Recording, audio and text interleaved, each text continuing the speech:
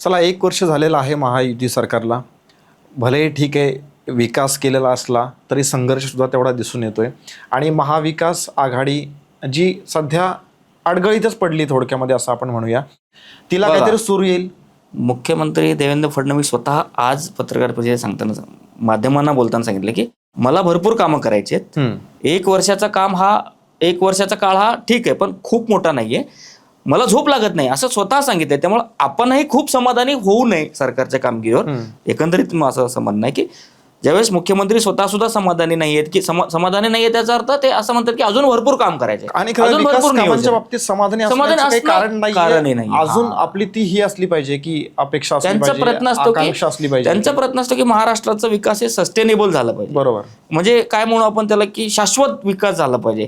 उद्या एखादा माणूस आला बदलला तर ती जे बनलेली सिस्टीम खराब होऊ नये. त्यामुळं ते आता सध्या ह्या वर्षभर त्यांनी सरकारी यंत्रणेला एक इन्स्टिट्यूशनलाइज केलंय.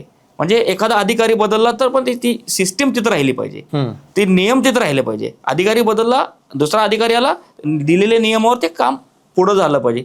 हा त्याने वर्षभरामध्ये काम केलंय.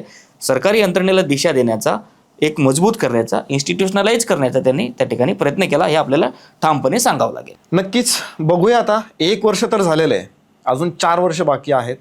या 4 वर्षामध्ये विकास कामांच्या बातम्या आपल्याला सांगायची वेळ येते की या सरकारमधला भ्रष्टाचार किंवा अंतर्गत कुरुबोरी नेमकं 2029 पर्यंत काय काय होतं आपण आहोतच. आम्ही आतापर्यंत चर्चा बऱ्याच वेळेस राजकीय गोष्टींवरच केला, आपण विकासावर जास्त करत नाही. त्यामुळे लोकांना राजकीय गोष्टींनाच बघायला सगळ्याला आवडतं आणि तेच लोकांना जास्त दिसतात. ह्या विकासाच्या गोष्टी सायमल्टेनियसली चालू असतात.